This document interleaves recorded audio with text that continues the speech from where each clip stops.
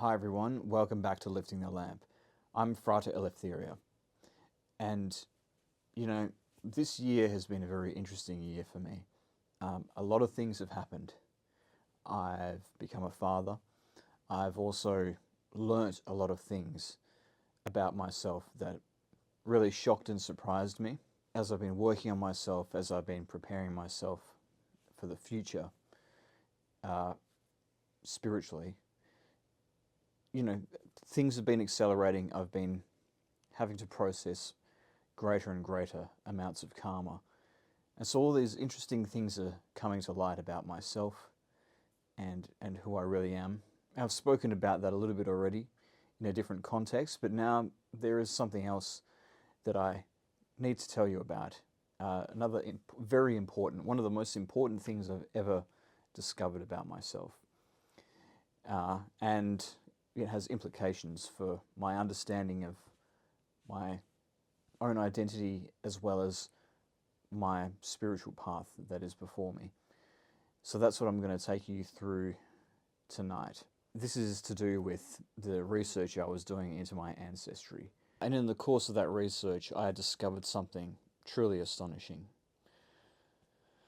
So I've spoken about my ancestry before and seeing my research into my ancestry as a part of my spiritual path, understanding the collective karma that I've inherited, understanding a bit more about, I guess, my true nature and how that might inform the sort of spirituality that I'm drawn to. And, I've discovered a few little interesting things already, mostly to do with ethnic groups that my genome comes from, rather than anything more specific than that. But I was sort of put on this path some years ago of being given messages that I need to look into my ancestry, that there's something spiritually significant for me to discover there. And particularly on my mother's side of the family, this is something that was told to me by a psychic medium who told me to research the history of the boot in my family. The boot, of course, being Italy. And then there was another person who I knew in the OTO who was sort of inspired or overwhelmed with a feeling that he needed to tell me it was important to research the origin of my mother's maiden name, the true origin of that name. And so I've done that since then. I eventually did a DNA test, and I've now built my family tree back. I've conducted a genealogical research project to uncover more family names in my tree going back further generations. And I've discovered more things in the Italian side of my family, which is my mother's side.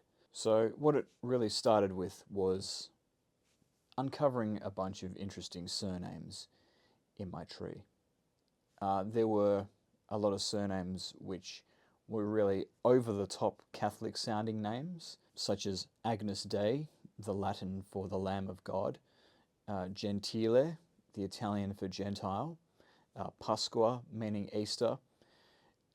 Really surnames which sound made up and which sound like they're really compensating for something, really trying to convince people of how genuinely Catholic they are, as if to hide the reality that that's not the case at all. There are other surnames in there that sound like they have a Spanish or a Portuguese kind of an origin. And there are other surnames which are like an italicized version of Hebrew names, like Daniele, the Italian for Daniel, and Zachariah, the Italian for Zechariah. And the thing which links all of these names is that they are surnames that were assumed by conversos who lived in Italy. Now, if you don't know the story of the conversos, allow me to tell it to you because it is an incredible story. The conversos, otherwise known as the bnei anusim, Hebrew for sons of the forced ones, sometimes also referred to as crypto-Jews. A converso is a member of the Sephardic Jewish community who 500 years ago was forced to convert to Catholicism and then travelled from Spain or Portugal throughout the rest of the Mediterranean world, some of them arriving in Italy. And the story doesn't end there because, many of these Sephardic Jews who were forced to convert, they made attempts to revert back to their earlier Jewish faith. But the Inquisition tracked them down and began hunting them and arresting them for Judaizing, as they called it, and subjecting them to all of the horrors of the Inquisition, and in many cases confiscating property, driving people out of their homes, and even engaging in public burnings. Much as we associate with the later witch trials, it actually began, in many respects, with the conversos, that persecution of the Inquisition. And so the conversos were persecuted by the Inquisition and forced underground. But in spite of being driven into hiding and driven underground and many families being eradicated while others survived, there were still attempts to keep the old traditions of the Sephardic way of life alive. And the way that was done was by these converso families adopting unique customs and traditions which seemed just random or just seemed like a quirky family tradition, but were actually a coded reference to the Jewish past of these families, a way of keeping that flame of the Jewish identity alive among the conversos. But the knowledge of what those traditions meant was lost in many cases, but there are still little clues that were left behind in certain families, like the surnames that they adopted, like the surnames of other families that they married into constantly, and like these unique kinds of traditions and customs that were passed down in the family. And so I'd heard about the forced conversions before in southern Italy, but now it seemed with these surnames there might be the possibility that some of my own family came from these converso backgrounds. So, but I needed to get more definitive information than that. So what I ended up doing was I contacted a rabbi in Italy who offers a service of going through the old Inquisition records in southern Italy to try and discover whether any of these surnames appeared in the Inquisition records as the names of families who were persecuted for Judaizing, for having originally been Sephardic Jews. So I contacted this rabbi, and the rabbi prepared a report for me. I asked for 13 names, which I thought sounded not like normal Italian names, to be researched. And the result was that all 13 of those names had some connection to Sephardic Jewish surnames that were taken or continued on by conversos who were living in southern Italy, where my family comes from.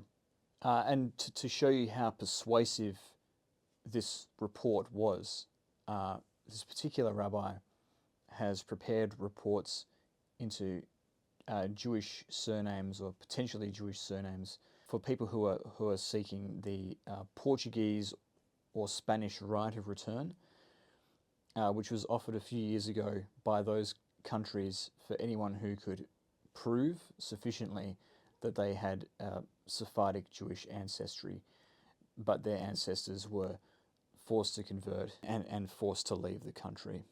And 400 other people had engaged that service. Over 400 people had engaged that service of having their surnames researched, or one or more surnames researched in their tree to see if there was a Jewish origin.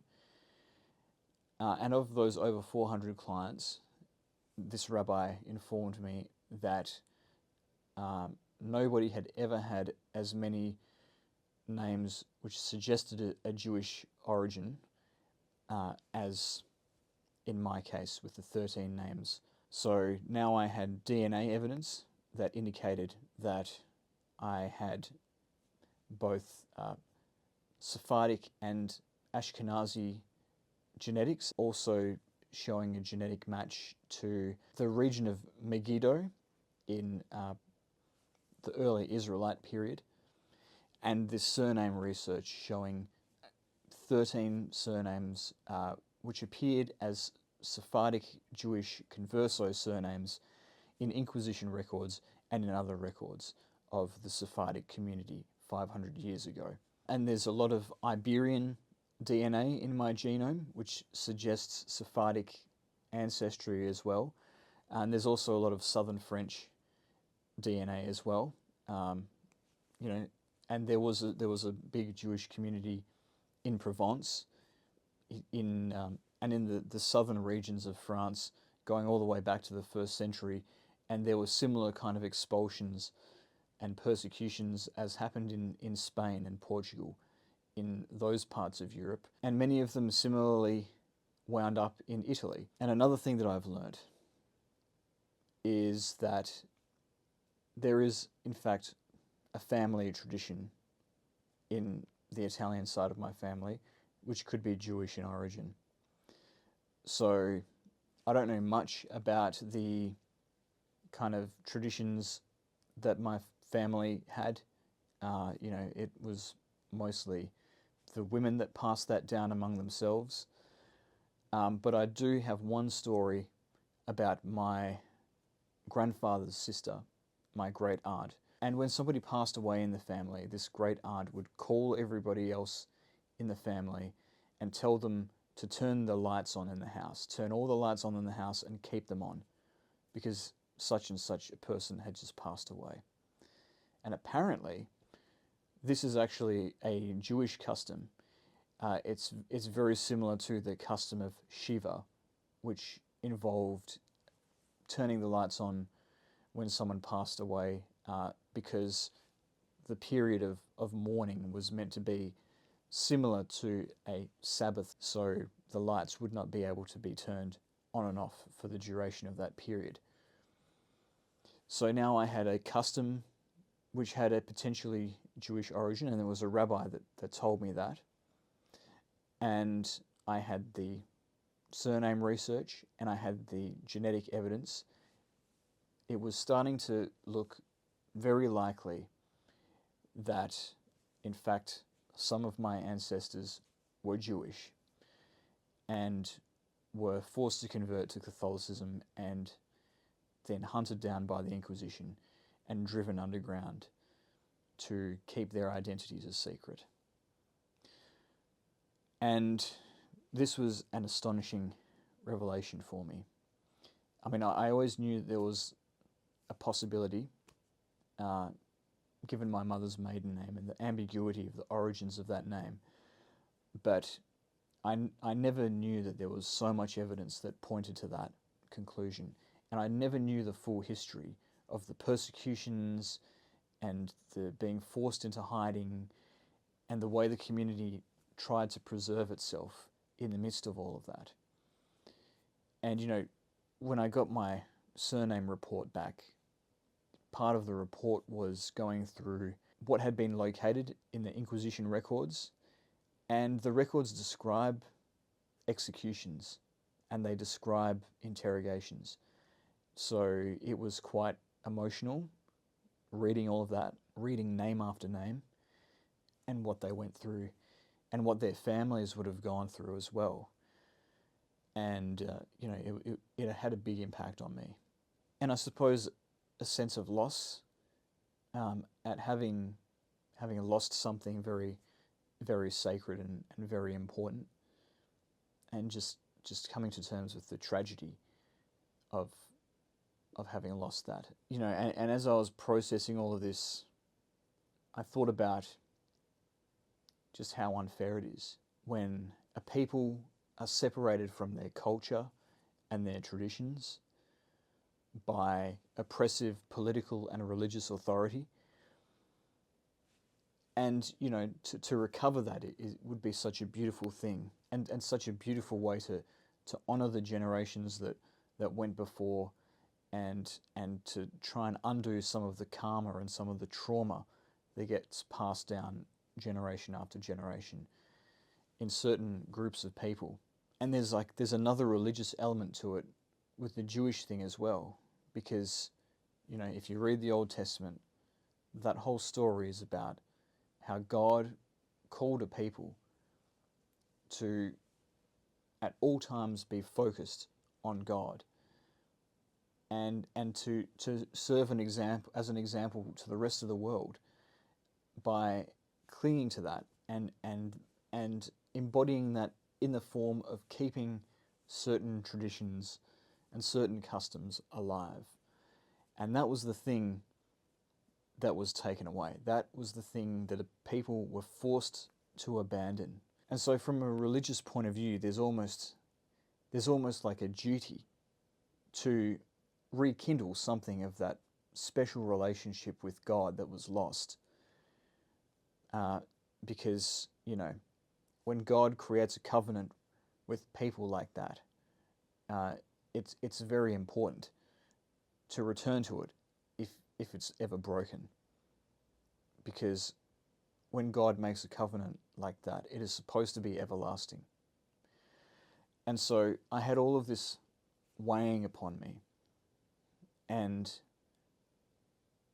if there's anything that I've observed in some of the dispossessed sort of peoples in history, as I've studied history, including contemporary history, and if there's anything that I've observed from looking at what's happened in Western civilization for the past few decades, it's that when we lose connection with our culture and our traditions as a people, and we allow that to be eroded and taken away from us, then we become truly lost.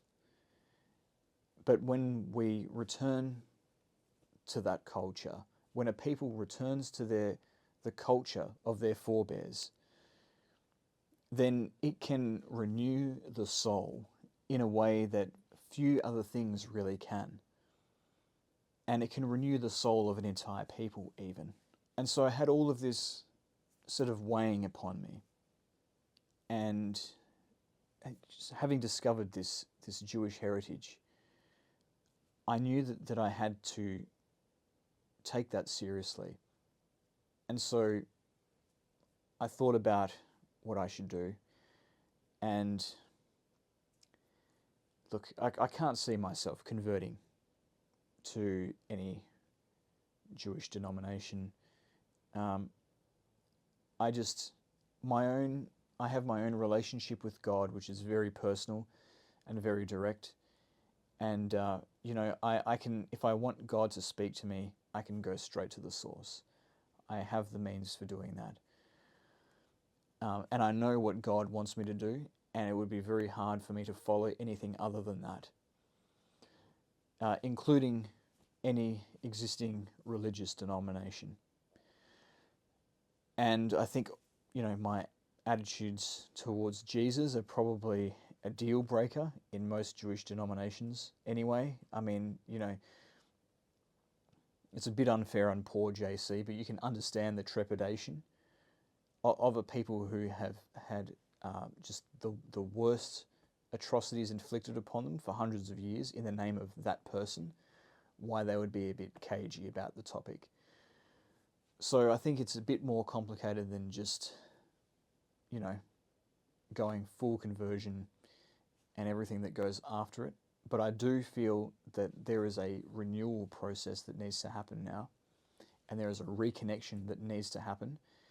It's what God wants, and it's the right thing to do, and it is a covenant between God and a family line, a bloodline that never should have been broken. So what I do want to do is try and restore it in a way that my own personal conscience, so far as belief goes, will allow me to. So I do want to learn about the prayers, and I do want to learn about the feast days, and I want to study Torah more seriously as well. Maybe become a friend to the Jewish community. Those are some steps that I can take to try and reconnect and rekindle some of that relationship and rekindle something of the connection that was lost during the Inquisition. I think that's what my ancestors would want, and I think that that's what God would want. So that's what I'm doing. And it was actually very easy for me to make contact with my local Jewish community, in spite of the fact that security is at an all-time high, because of what Hamas did on October 7. Still, I just was able to find someone in the most unexpected circumstances who could vouch for me and introduce me to a local synagogue. So there was a guy at work who worked in a different team. I'd never spoken to him before.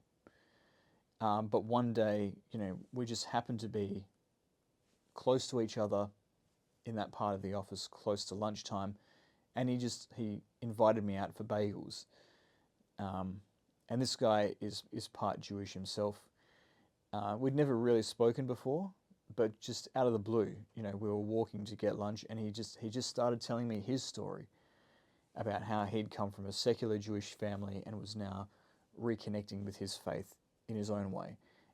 And it's very interesting to hear his story, and it was also the perfect segue for me to bring up my own journey and the research that I had done into my own family. And he immediately was able to tell me about a synagogue that was near me and a rabbi that I could contact and how to contact them and the sorts of things that I could do to start to get involved with that community. And so when I was ready, when I felt like I had enough evidence to back up my claim that I wasn't just delusional, that I really did have Jewish heritage, I approached the synagogue, and the first thing that I did was I went to a Shabbat service.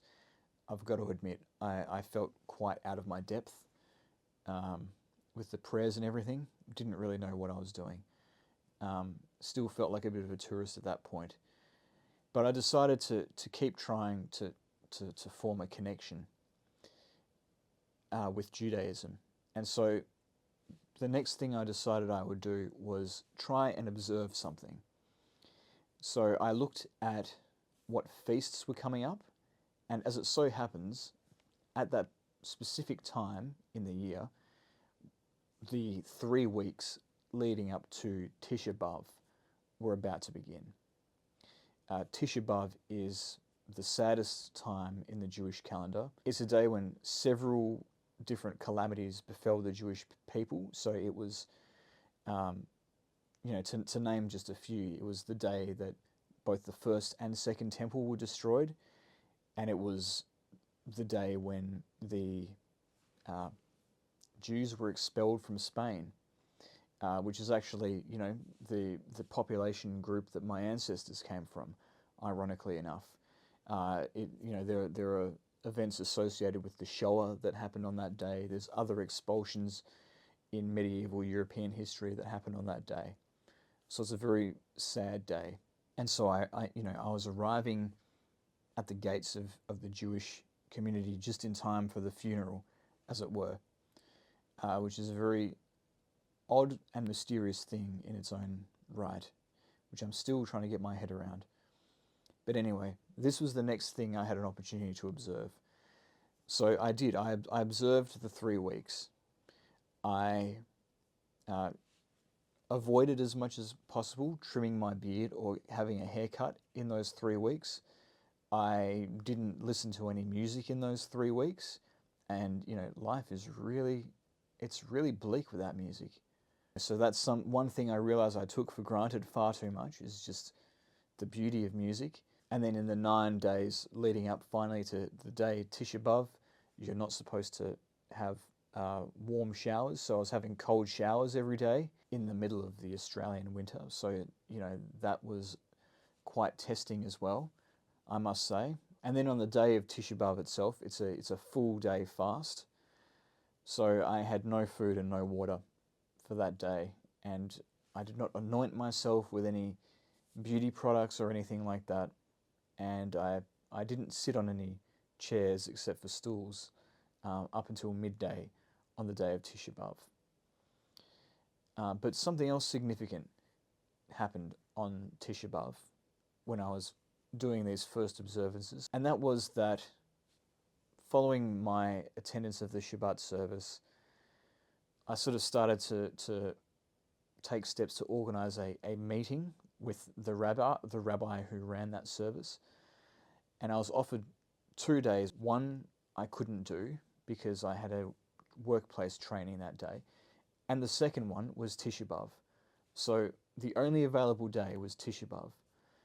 And so I did indeed meet with my local rabbi on that day, and we spoke about many things and spoke about, things that I could do to start to move in the direction of reclaiming some of that heritage and relearning some of the things that were stamped out of existence by the Inquisition. So really, as a result of that series of coincidences, Tisha B'Av was also the day that I began the process of coming home, that I began the process of reconnection. And I suppose it's a sign that even in the darkest of times, in fact, in the darkest times more so than others, is when the greatest light and the greatest hope can be born. And it is a light and a hope that is born in spite of all the bad things that have happened, and almost in defiance of them. It's almost miraculous that after 500 years of families being forced into hiding, fearing for their lives if they're found out, in many cases completely forgetting who they really were, to be renewed in that understanding of who they are, and to start to return to that when it was all but lost. It's a truly beautiful thing, and it's a privilege to be a part of this process, because this phenomenon of the bnei, anusim, it's not just me. I'm one person, but there are in fact thousands of people around the world who are taking the same journey that I am, who are waking up to the fact that they had ancestors who were among the Sephardim who were forced to convert. And many of them are choosing to return to their roots once again. There's a prophetic aspect to all of this as well. It goes deeper than that. The story of the bnei anusim, it's really a fulfillment of certain prophecies in the Bible which are about the final redemption. The anusim, the conversos, are mentioned in the Bible by the prophets as the lost sheep of Israel who would be called back to God in the last days, who had been scattered and completely lost, and called back to God in the last days. And so it's a part of the ingathering of the exiles that leads to the final redemption and the Messianic era.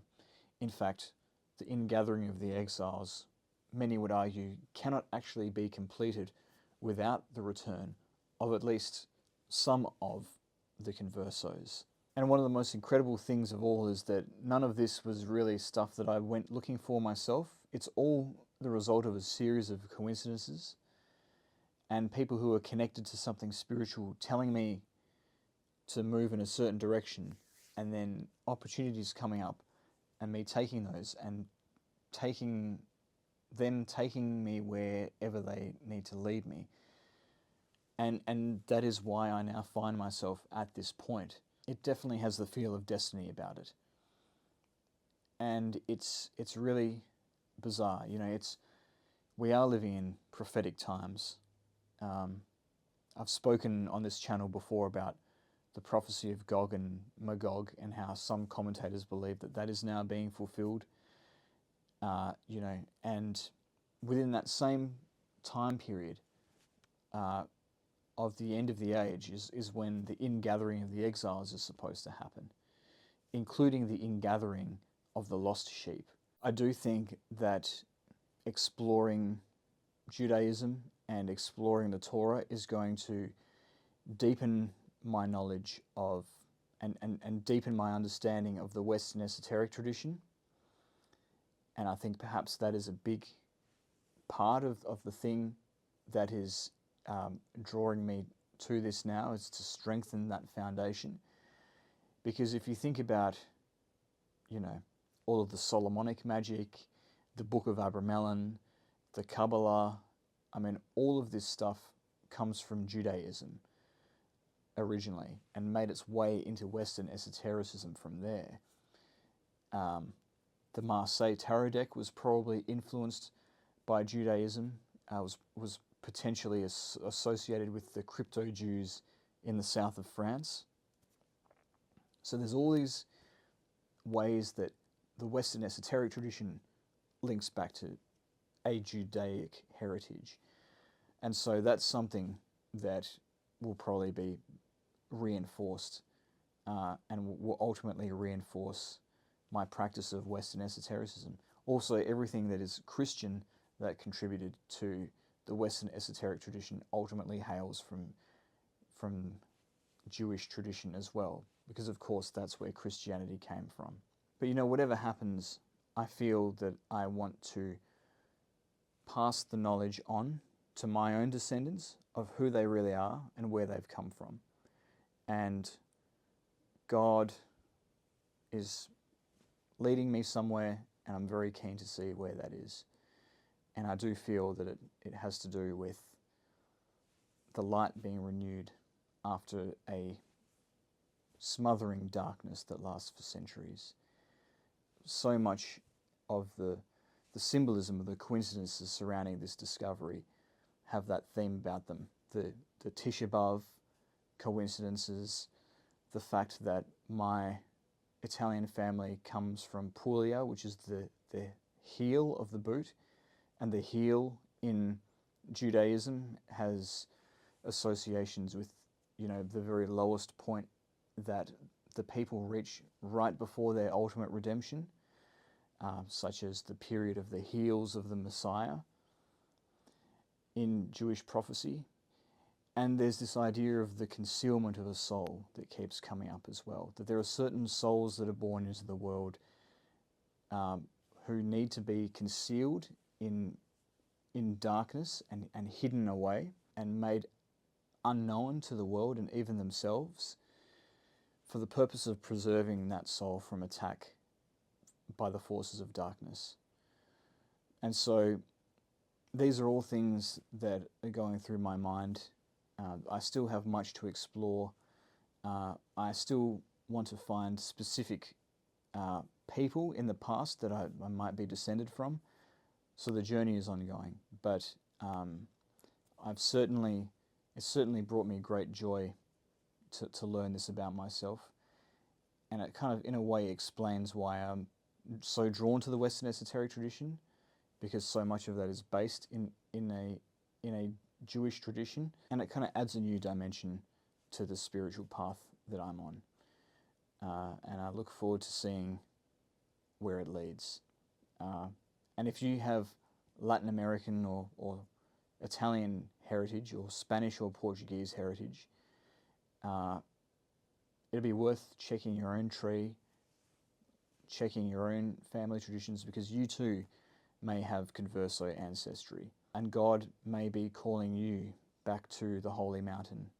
But it is certainly a prophetic time for all of us, and this is just another example of the way that history seems to be moving towards some kind of great transformation and some sort of great renewal. So I hope that this video has given you some insight into me personally, and also given you your own hope for the future in whatever form that takes. So That's all I wanted to say. I hope you enjoyed this video. If you did, please leave a like, subscribe to my channel to support my work. And if you want to give me extra support, please hit join or thanks down below. But thank you again for listening, and I'll see you next time.